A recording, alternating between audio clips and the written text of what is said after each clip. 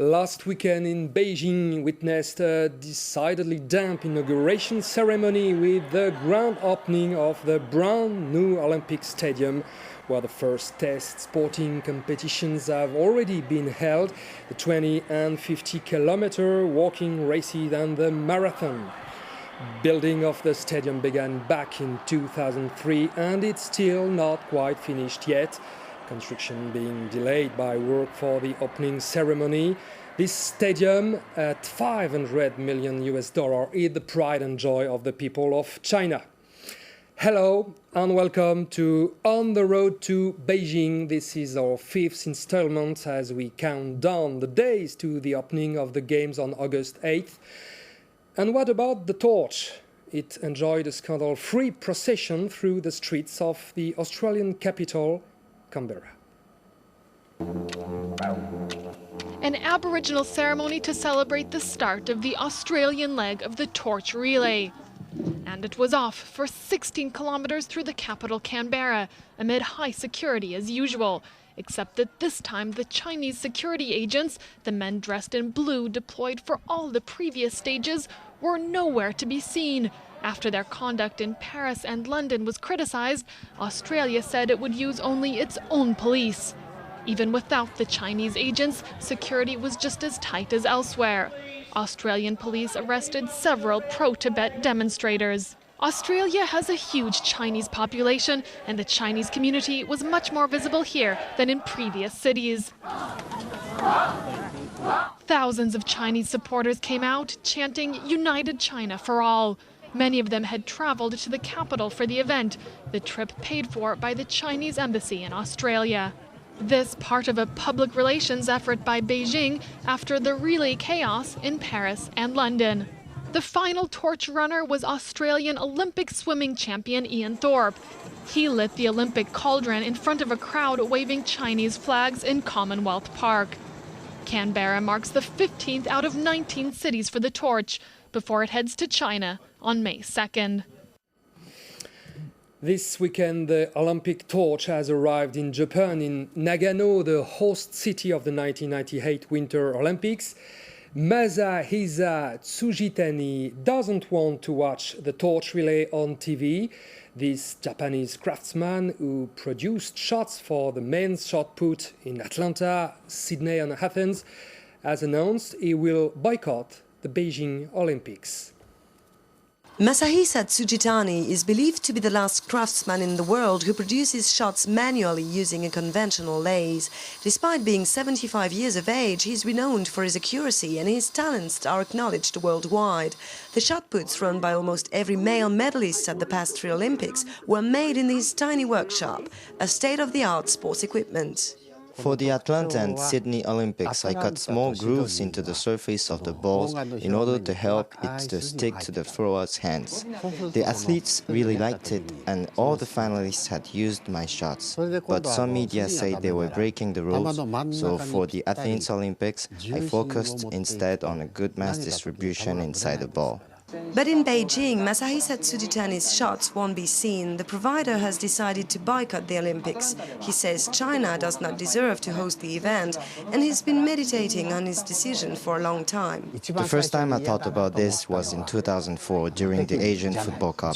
China and Japan disputed a game, and I saw on TV that Chinese fans were booing the Japanese and behaving in a hostile manner. Then there were assassinations in Tibet, and seeing all this, I really believe I am right to boycott. And so enough is enough, and Beijing will face a weighing boycott. But Masahisa Tsujitani promises that he'll be at the London Olympic Stadium in 2012, unless he has retired by then, of course. Let's go now to our guest. Joining me is Nezha Bidouane, a two-time world champion, winning bronze in Sydney for the 400-meter hurdles. She joins us via satellite from Rabat in Morocco. Nezha, does the impressive new stadium make you regret giving up the competition? Yes, I do regret it a bit because I miss the Olympics. I took part in the Olympic Games of '92 in Barcelona for the first time. In '96 in Atlanta, I had an operation on Achilles tendon and I could not participate, unfortunately. I got my bronze medal in Sydney, and the last time I took part in the Olympic Games was in 2004 in Athens. 100 days from the opening of the Games, do you remember how you felt about it 8 years ago? Yes, I do remember. I mean, I do miss the Olympic Games because it's like a big international celebration. All athletes prefer to participate in the Games. It's hard work to get prepared for the Games, but I'm in favor of the Games. What kind of advice would you give athletes that will be discovering this gigantic machine for the very first time? My advice to them is to take part in them because it's like being part of history. The Olympic Games have existed for many years. The first edition was held in 1886. Or rather, 1896 in Athens, right? It's like history. One shouldn't miss that. What type of advice would you like to give that person that will be discovering the village and the kind of pressure and the media? What kind of advice, simple advice? In my opinion, the Olympic game, or in my view, the Olympic village was like one big village with Moroccans, Palestinians, Jews, French, Americans. We were all together in the village. So in my opinion, the Olympic Games, and this is an advice I can give to the athletes who are going to participate in them, is a matter of solidarity, of fraternity. So my advice is to stick together and hold together. Either way, the weeks leading up to the Games will be action-packed, and I'm not just talking about sports actions. Now, this visit of number 2 official, in other words, the second-ranking senior figure, the President of the Senate, Christian Poncelet, we'll see the image here, and is traveling on behalf of President Sarkozy, and in the context of the publicized jostling of the Chinese athlete Jing Xin as she attempted to carry the torch. Now, this is the very diplomatic meeting now. Nezha Bidouane is a former athlete. What kind of judgment would you cast on the last recent events? Were you shocked by some of the images? Yes, unfortunately, I was shocked, because sports and politics are two different things. The Olympic Games are just the Olympic Games for athletes. It's got nothing to do with politics. As I said, it was quite shocking. I mean, all the events and chaos around the torch was quite shocking, what we saw on the news. Some athletes talked about wearing a badge at some point. Do you think this is a good idea? Well, it was actually shrugged off, but would you have advocated for this? Oh, thank God they dropped that idea. No, this is something I'm not in favor of. Definitely not. I'm against having athletes wearing a badge. Thank you very much for taking the time to talk with us here at France 24.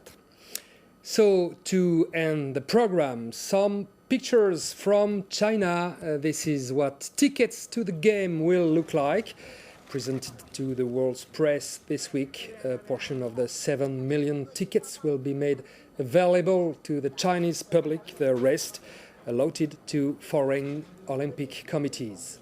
Massive demand far outstrips supply, meaning some disappointed fans. We'll end the show then with a map plotting the upcoming course for the Olympic torch. Still in Asia, next stops for the flame North Korea this week after a stop in South Korea. Next destination Vietnam, and finally onto Chinese soil on the parade through Hong Kong before being lifted high in Macau. And that's the end of this program.